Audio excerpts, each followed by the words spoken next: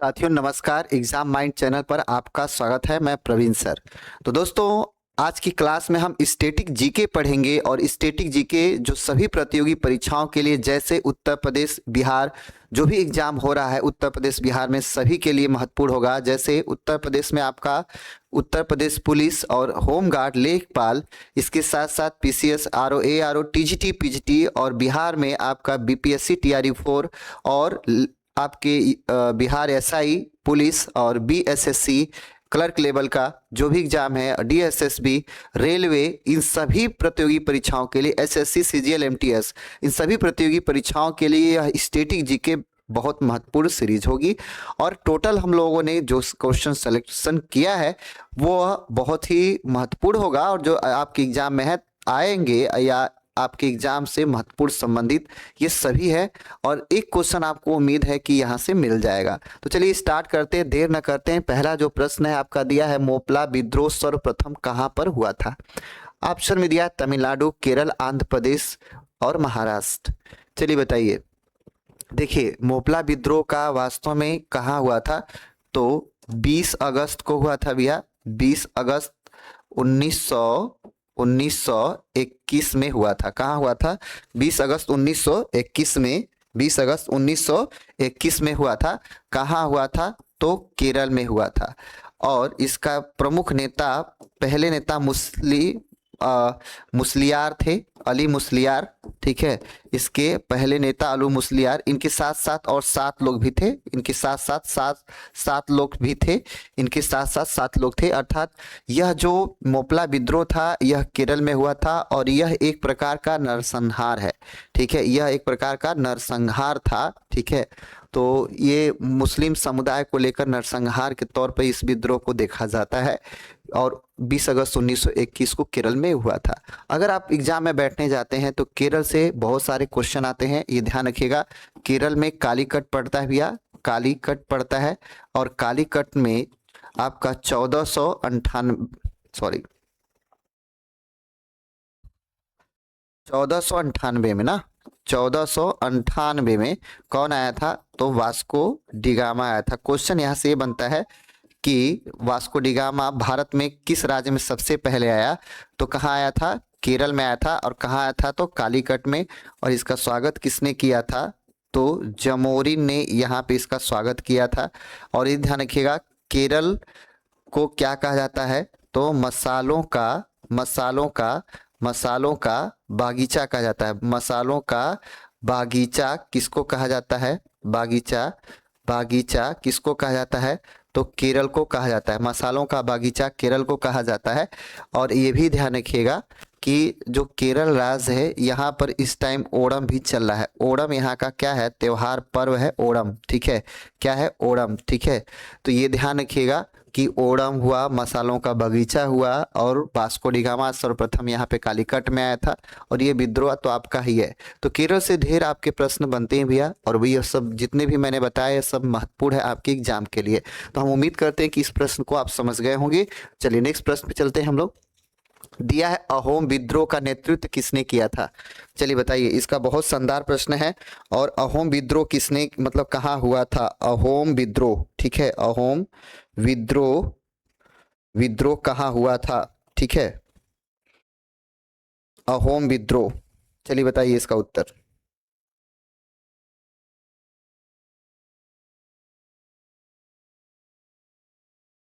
चलिए, अहोम विद्रोह किसने किया था या कब हुआ था? ठीक है, अहोम विद्रोह कब हुआ था? चलिए चलिए जान लीजिए। 1828 से 33 के बीच कहाँ हुआ था? तो यह असम में हुआ था। कहाँ हुआ था? तो असम में हुआ था। असम में। और किसके खिलाफ हुआ था? तो ईस्ट इंडिया कंपनी के खिलाफ हुआ था। इंडिया ईस्ट इंडिया कंपनी के खिलाफ हुआ था। ईस्ट इंडिया कंपनी के खिलाफ हुआ था यह विद्रोह। ठीक है, और खिलाफ हुआ था। और कौन इसके मुख्य नेता थे? तो गोमधर कुंवर थे। कौन थे? तो गोमधर कुंवर थे। 1828 से 33 के बीच असम में ये हुआ था। ठीक है, असम में ईस्ट इंडिया कंपनी के खिलाफ ईस्ट इंडिया की रणनीतियों और ईस्ट इंडिया के जो भी मतलब नियम कानून थे उसके विरोध में, क्योंकि ईस्ट इंडिया कंपनी जो थी वह लोगों को इतना कड़ा शासन लगा दिया था कि लोग जीने के लिए मुहाल हो गए थे। तो उसकी आर्थिक नीति और जो राजनीतिक नीति थी इसका विद्रोह करने के लिए गोमधर कुंवर ने नेतृत्व किया और अहोम विद्रोह असम में हुआ था। कब हुआ था? तो 1828 से 33 के बीच हुआ था। चलिए नेक्स्ट प्रश्न है, करा कि उलगुलान उलगुलान विद्रोह का नेतृत्व किसने किया था? उलगुलान विद्रोह का नेतृत्व किसने किया था? बहुत ही इंपॉर्टेंट प्रश्न है और ये ध्यान रखिएगा, उलगुलान विद्रोह का नेतृत्व किसने किया था? ठीक, उलगुलान विद्रोह का, चलिए जान लीजिए उलगुलान विद्रोह ये कब हुआ था? तो ध्यान रखिएगा 1899 से 1900 के बीच में हुआ था। और ये कहाँ हुआ था? तो छोटा नागपुर के पठार क्षेत्र में, के पठार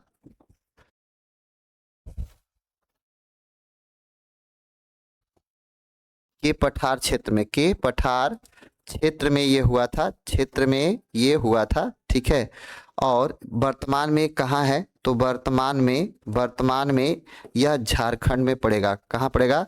तो झारखंड में पड़ेगा। ठीक है, और किसके लिए विद्रोह हुआ था? तो जल जमीन और जंगल बचाने के लिए यह विद्रोह हुआ था। किसके लिए हुआ था? तो जल जमीन जंगल बचाने के लिए इस विद्रोह को किया गया था। इस विद्रोह का नेतृत्व किसने किया था? तो बिरसा मुंडा जी ने किया था। किसने किया था? तो बिरसा मुंडा ने किया था। ध्यान रखिएगा, बिरसा मुंडा ने किया था। किस लिए किया था? तो जल जगह जमीन बचाने के लिए किया था। तो दोस्तों बिरसा मुंडा जो जनजाति जिसको हम लोग बोलते हैं, तो जंगली या इसको कह सकते हैं कि जनजाति, तो इनका कहना ये था कि जब जल और जमीन जगह जब सरकार घेर लेगी तो हम लोग रहेंगे कहाँ, या हम लोगों के समुदाय नष्ट हो जाएंगे, अस्तित्व विहीन हो जाएंगे, खाएंगे पिएंगे कहाँ हम लोग रहेंगे।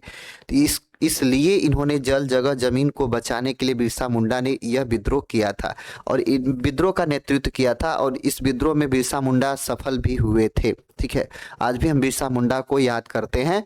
चलिए, बहुत शानदार प्रश्न था।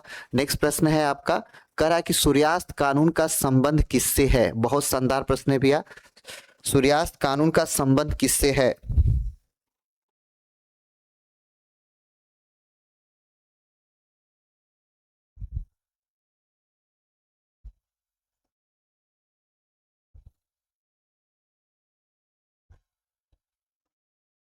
चलिए बताइए, अस्थाई बंदोबस्त, इसका उत्तर होगा क्या होगा? अस्थाई बंदोबस्त हो जाएगा भैया, अस्थाई बंदोबस्त इसका उत्तर हो जाएगा। ठीक है, ध्यान रखिएगा, अस्थाई बंदोबस्त 1793 ईस्वी में अस्थाई बंदोबस्त को लागू किया गया था। ठीक है, किसके द्वारा किया गया था? तो लॉर्ड कार्नवालिस के द्वारा किया गया था। किसके द्वारा किया गया भैया?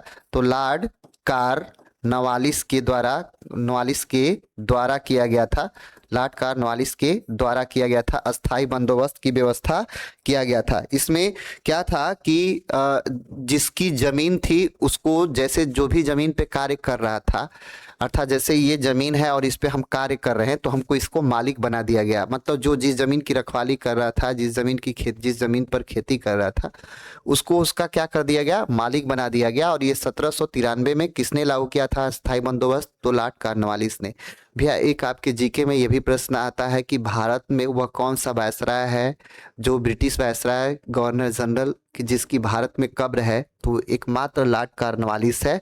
ये ध्यान रखिएगा, 1805 में इसकी मृत्यु हुई थी, गौसपुर गाजीपुर उत्तर प्रदेश में। चलिए नेक्स्ट प्रश्न है, करा कि सहायक संधि को स्वीकार करने वाला प्रथम राजा कौन था? सहायक संधि को स्वीकार करने वाला प्रथम राजा कौन था? तो ध्यान रखिएगा, हैदराबाद के निजाम थे। कौन थे भैया? तो हैदराबाद के निजाम थे। और इन्होंने लॉर्ड वेलेस्ली, ये जो सहायक संधि किसने चलाया था? तो लॉर्ड वेलजली ने चलाया था। किसने चलाया था? तो लॉर्ड वेलेस्ली ने। कब चलाया था? तो 1798 ईस्वी में लॉर्ड वेलेस्ली ने इसको चलाया था।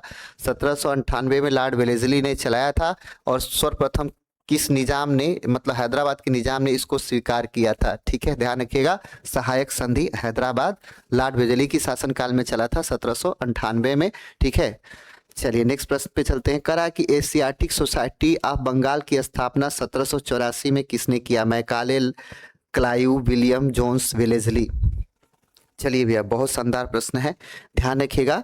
सर विलियम जोन्स ने एशियाटिक सोसाइटी ऑफ बंगाल की स्थापना 1784 में किया था, 1784 में किया था। चलिए नेक्स्ट प्रश्न है। करा कि वेदों की ओर लौटो का नारा किसने दिया था? वेदों की ओर लौटो का नारा किसने दिया था? वेदों की ओर लौटो का नारा किसने दिया था? तो ध्यान रखिएगा, वेदों की ओर लौटो का नारा दयानंद सरस्वती जी ने दिया था। किसने दिया था भैया? तो दयानंद सरस्वती जी ने दिया था। चलिए नेक्स्ट प्रश्न है। करा कि रामकृष्ण मिशन की स्थापना कब की गई? 1890, 1895, 1897, 1899। बहुत ही इंपॉर्टेंट प्रश्न है भैया, बहुत ही इंपॉर्टेंट प्रश्न है, ध्यान रखिएगा। रामकृष्ण मिशन की स्थापना किसने किया था?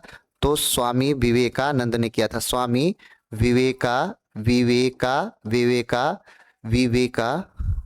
विवेकानंद जी ने किया था, नंद जी ने किया था। ठीक है, और कब किया था? तो 1897 में किया था। कब किया था? तो 1897 में किया था, ध्यान रखिएगा। और 12 जनवरी को राष्ट्रीय युवा दिवस, जनवरी 12 जनवरी को राष्ट्रीय युवा दिवस मनाया जाता है। राष्ट्रीय युवा दिवस मनाया जाता है, युवा दिवस मनाया जाता है। इन्हीं के उपलक्ष्य में मनाया जाता है राष्ट्रीय युवा दिवस, स्वामी विवेकानंद के उपलक्ष्य में मनाया जाता है, ध्यान रखिएगा। और 1893 में शिकागो में शून्यवाद पर किसने भाषण दिया था? तो ध्यान रखिएगा, शून्यवाद पर भाषण देने वाला कोई व्यक्ति और नहीं, वो स्वामी विवेकानंद जी थे। तो ध्यान रखिएगा, बेलूर मठ का भी संबंध किससे है? तो स्वामी विवेकानंद जी से है। और रामकृष्ण मठ का स्थापना किसने किया था? तो स्वामी विवेकानंद ने किया था। कब किया था? तो 1897 में किया था। चलिए, बहुत शानदार प्रश्न था। चलिए नेक्स्ट प्रश्न है भैया। करा कि नाना साहेब का मूल नाम क्या था? घोड़यंत्र, रामचंद्र, शिवाजी, महाराजा। क्या नाम था भैया? चलिए बताइए, ध्यान रखिएगा। घोड़यंत्र नाम था। क्या नाम था? तो घोड़यंत्र था। बहुत इंपॉर्टेंट है, कभी कभी आपको नहीं, हमेशा एग्जाम में आपको ये बना रहता है। चलिए नेक्स्ट प्रश्न है। कह रहा है कि भारत में अंग्रेजी शिक्षा के जन्मदाता कौन है? Lord Clive, William Bentinck, Lord Macaulay, Charles Wood. बहुत शानदार प्रश्न है, ठीक है, बहुत ही शानदार प्रश्न, ध्यान रखिएगा। मैकाले की शिक्षा नीति के नाम से चर्चित है। भारत में अंग्रेजी शिक्षा का जन्मदाता किसे कहा जाता है? तो लॉर्ड मैकाले को कहा जाता है। किसको कहा जाता है? तो लॉर्ड मैकाले को कहा जाता है। ठीक है, नेक्स्ट प्रश्न पे चलते हैं। करा कि दास प्रथा की अंत किसके शासन काल में हुई? William Bentinck, Lord Ellenborough, Dalhousie, Wellesley के शासनकाल। किसके शासनकाल में हुई थी भैया दास प्रथा का अंत? तो ध्यान रखिएगा, लॉर्ड एलेनबरो के शासनकाल में। किसके शासनकाल में? तो लॉर्ड एलेनबरो के शासनकाल में दास प्रथा का अंत हुआ था। लेकिन एक बात बता दे रहे हैं, ध्यान रखिएगा, विधवा विवाह लागू हुआ। विधवा विवाह लागू हुआ, ठीक है, लागू हुआ। और ठीक है, और यहाँ पर बाल विवाह समाप्त हुआ। और यहाँ पे छुआछूत, ठीक है, समाप्त किया गया। छुआछूत समाप्त किया गया। ठीक है, तो ये समाप्त किया गया, बाल विवाह समाप्त हुआ और विधवा पुनर्विवाह लागू किया गया। किसके माध्यम से? तो लॉर्ड विलियम बेंटिंक के माध्यम से। और इसके नेता कौन थे? तो राजा राम मोहन राय थे। राजा राम मोहन राय के सहयोग से लॉर्ड विलियम बेंटिंक ने ये कानून, ये प्रथा समाप्त कर दिया, बाल विवाह समाप्त कर दिया और विधवा पुनर्विवाह को लागू कर दिया। ठीक है, हालांकि इसका उत्तर क्या हो जाएगा, तो लॉर्ड एलनबरो हो जाएगा। चलिए नेक्स्ट प्रश्न चलते हैं। कह रहा है कि शिकागो में विश्व धर्म सम्मेलन कब हुआ था। देखिए अभी हमने बताया था, और ये ध्यान रखिएगा, इसमें भारत की तरफ से किसने भाग लिया था, तो भारत की तरफ से किसने भाग लिया था यहाँ पे, तो स्वामी विवेकानंद जी ने भाग लिया था। स्वामी विवेकानंद जी ने भाग लिया था, ध्यान रखिएगा, स्वामी विवेकानंद जी ने भाग लिया था। अभी हमने इसको बताया है, ठीक है, शिकागो अधिवेशन का भी हमने बताया था। चलिए नेक्स्ट प्रश्न चलते हैं। करा कि 1857 के विद्रोह को किस कवि ने देखा था। 1857 के विद्रोह को किस कवि ने देखा था, तो ध्यान रखिएगा, मिर्जा गालिब ने देखा था। किसने देखा था भैया, तो मिर्जा गालिब ने देखा था। किसने देखा था, तो मिर्जा गालिब ने देखा था। चलिए नेक्स्ट प्रश्न चलते हैं।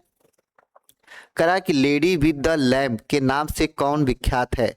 ठीक है, लेडी विद द लैम्प के नाम से कौन विख्यात है, तो ध्यान रखिएगा, फ्लोरेंस नाइटिंगेल को हम कहते हैं। फ्लोरेंस नाइटिंगेल को कहते हैं lady with the lamp, Florence Nightingale को कहते हैं। ठीक है, ध्यान रखिएगा, फ्लोरेंस नाइटिंगेल, ठीक है, lady with the lamp Florence Nightingale को कहा जाता है। ठीक है, चलिए नेक्स्ट प्रश्न है।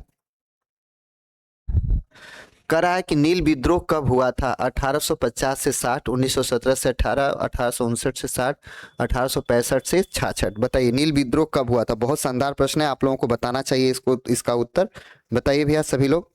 नील विद्रोह कब हुआ था, नील विद्रोह कब हुआ था, जल्दी बताइए।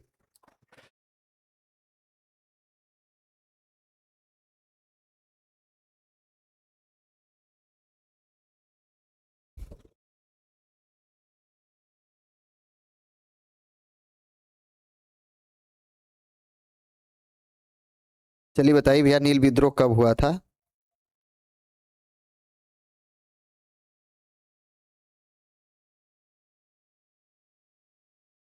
चलिए जान लीजिए, नील विद्रोह कब हुआ था, तो नील विद्रोह आपका 1859 और 60 में हुआ था। कब हुआ था भैया, तो 1859-60 में हुआ था। ध्यान रखिएगा, कब हुआ था, तो 1859 और 60 में नील विद्रोह हुआ था। ठीक है, ये बंगाल में, बंगाल जिसको कहा जाता है, बंगाल में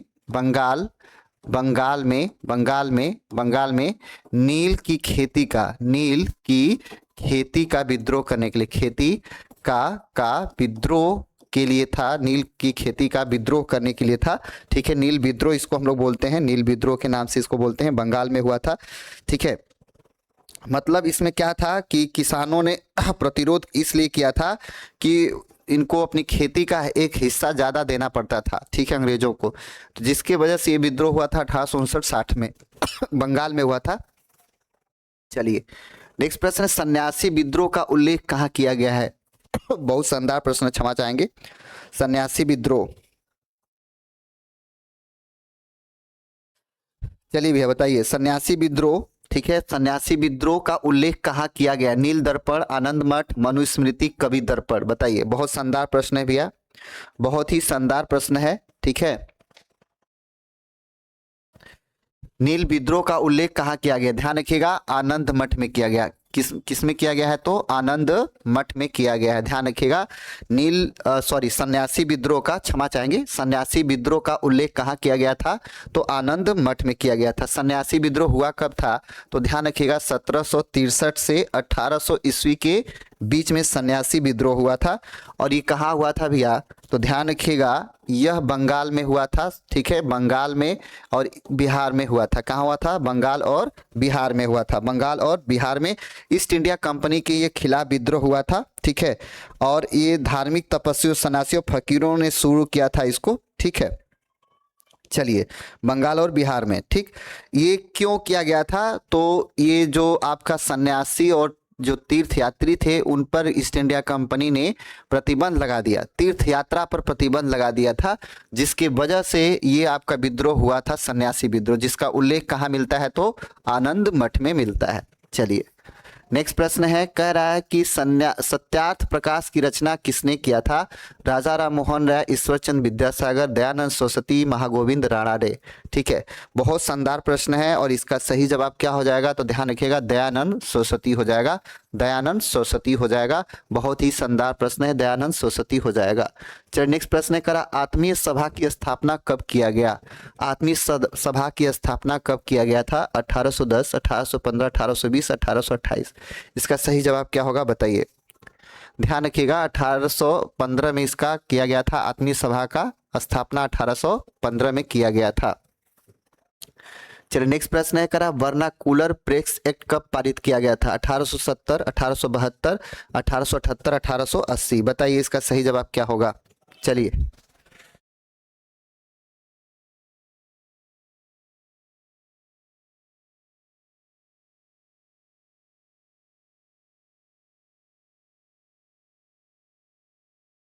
चलिए भैया बताइए। चलिए ध्यान रखिएगा, वर्नाकुलर प्रेस एक्ट कब पारित किया गया? तो 1878 में किया गया था। कब किया गया था? तो 1878 में किया गया था। बहुत ही शानदार प्रश्न है। ठीक है, नेक्स्ट प्रश्न है, भारत में भक्ति आंदोलन के जन्मदाता कौन है? भक्ति आंदोलन के जन्मदाता कौन है भारत में? तो ध्यान रखिएगा, शंकराचार्य, कबीर, तुलसीदास, रामानुजाचार्य जी। तो ये आपको ऑप्शन में मिलेंगे। ठीक है, लेकिन ध्यान रखिएगा, भक्ति आंदोलन का श्रेय किसको जाता है जन्मदाता? तो रामानुजाचार्य जी को जाता है। रामानुजाचार्य जी को जाता है भक्ति आंदोलन का श्रेय, रामानुजाचार्य जी को जाता है। करा भारतीय पुनर्जागरण का पिता किसे कहा जाता है? देखिए इस बात पे हमने अभी चर्चा किया था कि भारतीय पुनर्जागरण का पिता किसे कहा जाता है।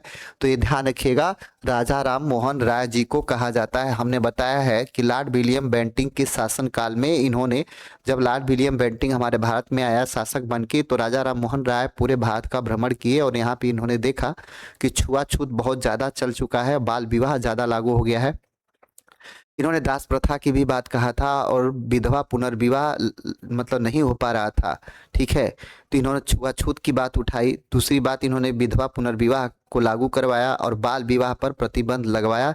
इसलिए राजा राम मोहन राय को पुनर्जागरण का नेता कहा जाता है भारत में। ठीक है, तो राइट आंसर हमारा क्या हो जाएगा? सी इज द राइट आंसर हो जाएगा। चलिए नेक्स्ट प्रश्न है, कह रहा है कि समाचार पत्रों का मुक्तिदाता किसे माना जाता है? Wellesley, Dalhousie, Ripon, Charles Metcalf को। बताइए, बहुत शानदार प्रश्न है। चलिए जान लीजिए, चार्ल्स मेटकाप को कहा जाता है समाचार पत्रों का मुक्तिदाता। का मतलब क्या था? तो चार्ल्स मेटकाप से पहले जो भी शासक आया तो उसने समाचार पत्रों पर छपने पर प्रतिबंध लगा दिया था, लेकिन चार्ल्स मेटकाप ने आया तो कहा कि समाचार पत्र छपते रहेंगे, अब इस पर कोई बाध्यता नहीं होगी और कोई इस पर नियम कानून नहीं लगा सकता है। तो इस तरह से चार्ल्स मेटकाप आपका क्या हो जाएगा? समाचार पत्रों का मुक्तिदाता माना जाता है। चलिए नेक्स्ट प्रश्न चलते हैं। कह रहा है कि 1857 का विद्रोह कब शुरू हुआ? 10 मई, 21 मई, 12 मई और 7 मई को। बहुत शानदार प्रश्न है और इस प्रश्न हमने इसके बारे में खंडन भी कर दिया है। ध्यान रखिएगा, 1857 का विद्रोह 10 मई को हुआ था। 10 मई को ये हुआ था और सबसे पहले कहाँ हुआ था? तो बैरकपुर छावनी में, बैरकपुर छावनी में। ठीक है, और दूसरी घटना इसकी क्या है? तो मेरठ है। दूसरी घटना क्या है? तो मेरठ से है। तो बैरकपुर छावनी में मंगल पांडे ने चर्बी युक्त कारतूसों का प्रयोग करने से मना कर दिया और वहाँ पे उनको क्या दी जाती है? अंग्रेजों के द्वारा फांसी दे दी जाती है। मंगल पांडे वहाँ पे शहीद हो जाते हैं। इसके बाद से मेरठ की छावनी के जो सैनिक होते हैं वो दिल्ली की ओर कूच करते हैं, बहादुर शाह जफर को दिल्ली की गद्दी पर बैठाते हैं। अंग्रेज इसका विरोध करते हैं और यही विरोध का कारण बनता है और यहाँ पे चर्बी युक्त कारतूस का कारण बनता है, जिसके वजह से 1857 की क्रांति भड़क उठती है। और यह कब कब स्टार्ट हुई थी? तो 10 मई को हुई थी। कब हुई थी? तो 10 मई को हुई थी। चलिए नेक्स्ट प्रश्न है, करा कि मंगल पांडे किस बटालियन के सिपाही थे? देखिए अभी हमने बताया भैया और ये प्रश्न आ भी गया। ठीक है, मंगल पांडे किस बटालियन के सिपाही थे? मंगल पांडे किस बटालियन के सिपाही थे? बहुत शानदार प्रश्न है। ध्यान रखिएगा, 34वीं इन्फेंट्री, 34वीं इन्फेंट्री के थे। किसके थे? तो 34वीं इन्फेंट्री के थे। ध्यान रखिएगा, 34वीं इन्फेंट्री के थे। चलिए नेक्स्ट प्रश्न है, कह रहा है कि 1875 में आर्य समाज की स्थापना किसने किया था? 1875 में आर्य समाज की स्थापना किसने किया था? तो ध्यान रखिएगा, दयानंद सरस्वती ने आर्य समाज की स्थापना किया है। किसने किया है? तो दयानंद सरस्वती ने आर्य समाज की स्थापना किया है। चलिए नेक्स्ट प्रश्न है आपका नेक्स्ट है, करा कि 1857 नामक पुस्तक के लेखक कौन है? डॉक्टर अमर्त्य सेन। तो ध्यान रखिएगा डॉक्टर अमर्त्य सेन ये अर्थशास्त्री हैं। क्या है भैया? अर्थशास्त्री हैं। और ये ध्यान रखिएगा इनको नोबेल पुरस्कार भी मिला है। नोबेल पुरस्कार इनको मिला है, नोबेल पुरस्कार प्राप्त है इनको, नोबेल पुरस्कार मिला है। और किस क्षेत्र में मिला है? तो अर्थशास्त्र के लिए मिला है, अर्थशास्त्र के लिए इनको नोबेल पुरस्कार मिला है। सुरेंद्रनाथ सेन, आरसी मजूमदार और डिजरेली। तो ध्यान रखिएगा इसका सही जवाब क्या हो जाएगा? तो सुरेंद्रनाथ सेन हो जाएगा। 1857 नामक पुस्तक किसने लिखा है? तो सुरेंद्र सेन ने लिखा है। चलिए नेक्स्ट प्रश्न है, 1857 के विद्रोह को राष्ट्रीय विद्रोह किसने कहा है? R C Majumdar, S N Sen, Disraeli, Lawrence. तो ध्यान रखिएगा जिसने बुक लिखा, और जिसने बुक लिखा तो बुक तो भाई जरूर लिखा है, ठीक है, लेकिन उन्होंने यह बात घोषित नहीं किया कि राष्ट्रीय विद्रोह होगा, लेकिन डिजरेली ने किया है, ठीक है। 1857 के विद्रोह को राष्ट्रीय विद्रोह किसने कहा? तो डिजरेली ने कहा। किसने कहा है? तो डिजरेली ने कहा है। चलिए नेक्स्ट प्रश्न है, करा कि तात्या टोपे का मूल नाम क्या था? गदाधर, शिवाजी, आनंद पांडे, रामचंद्र पांडु, ठीक है, पांडुरंग, रामचंद्र पांडुरंग। बहुत ही इंपॉर्टेंट प्रश्न है भैया, और ध्यान रखिएगा यह प्रश्न आपको पूछा जाता है। रामचंद्र पांडुरंग क्या था? तात्या टोपे का नाम था। रामचंद्र पांडुरंग, तात्या टोपे का नाम क्या था? तो रामचंद्र पांडुरंग था। तात्या टोपे का मूल नाम क्या था? तो रामचंद्र पांडुरंग था। बहुत इंपॉर्टेंट प्रश्न है, और प्राय आपको स्टैटिक जीके में यह प्रश्न आ ही जाता है। नेक्स्ट प्रश्न है, करा कि ब्रह्म समाज की स्थापना कब किया गया था? 20 अगस्त 1828, 18 अगस्त 1820, 19 अगस्त 1821, 21 अगस्त 1820 में कब किया गया था? बहुत ही शानदार प्रश्न है, ठीक है, ध्यान रखिएगा। 20 अगस्त 1828 को ब्रह्म समाज की स्थापना किया गया था। 20 अगस्त 1828 को ब्रह्म समाज की स्थापना किया गया था। तो नेक्स्ट प्रश्न है, करा कि वर्नाकुलर प्रेस एक्ट को कब रद्द किया गया था? 1880, 1881, 1884, 1882। तो इसका सही जवाब क्या हो जाएगा? तो ध्यान रखिएगा 1884 में, ठीक है, 1884 में इसको रद्द कर दिया गया था। कब रद्द किया गया था? तो 1884 में इसको रद्द किया गया था।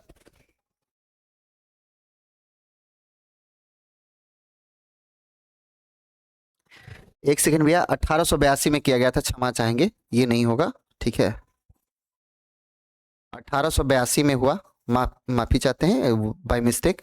1882 में वर्नाकुलर प्रेस एक्ट को क्या किया गया? रद्द किया गया था। 1882 में रद्द किया गया था। चलिए नेक्स्ट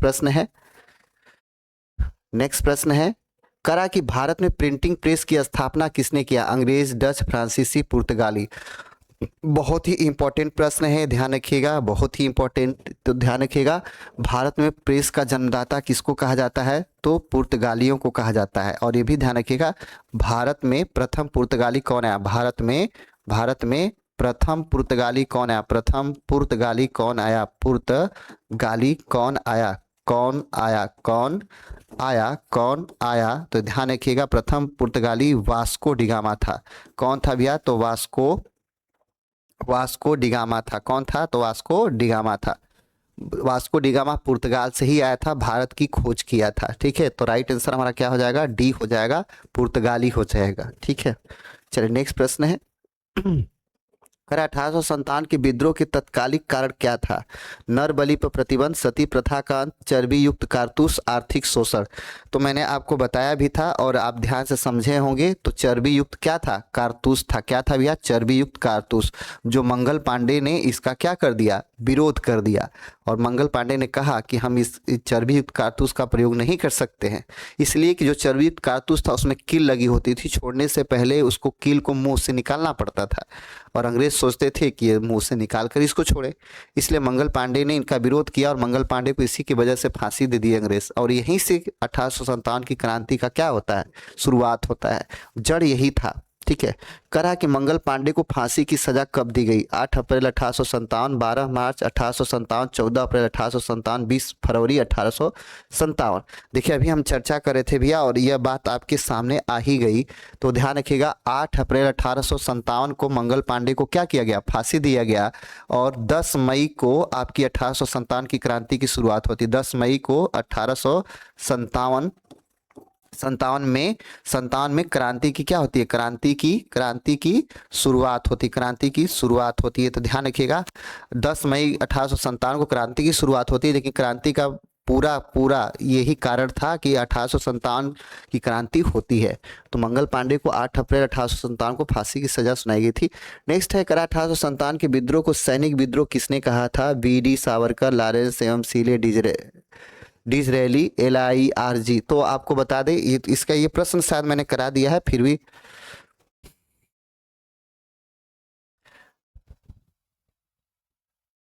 हाँ ठीक है। लॉरेंस एवं सीले ने कहा था, ये इन्होंने राष्ट्रीय विद्रोह कहा था और इन्होंने लॉरेंस एवं सीले ने क्या कहा था? सैनिक विद्रोह कहा था। ठीक है, लॉरेंस एवं सीले ने क्या कहा था? सैनिक, और इन्होंने राष्ट्रीय कहा था। चलिए नेक्स्ट है, कह रहा है कि लखनऊ में विद्रोहियों का नेतृत्व किसने किया था? नाना साहब, लक्ष्मीबाई, बेगम हजरत महल, तत्या टोपे।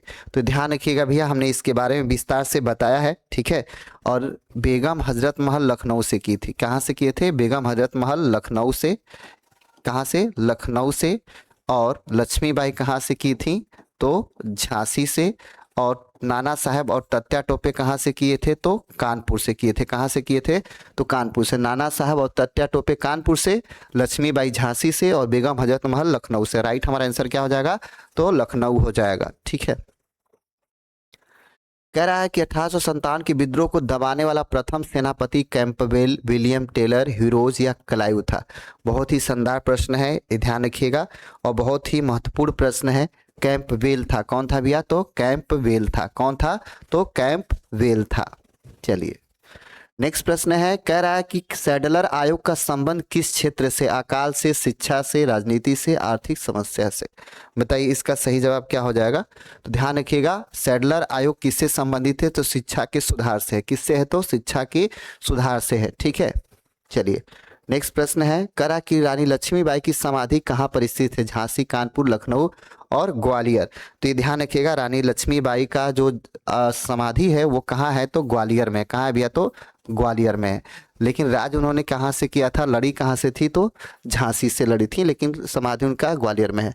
करा पटना में 1857 के विद्रोह में विद्रोहियों का नेतृत्व किसने किया था?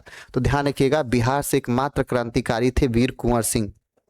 बिहार से एकमात्र क्रांतिकारी कौन था? तो वीर कुंवर सिंह थे, ध्यान रखिएगा। लेकिन पीर अली ने यहाँ पे पटना में करा। पटना में 1857 के विद्रोह में विद्रोहियों का नेतृत्व किसने किया था? ठीक है,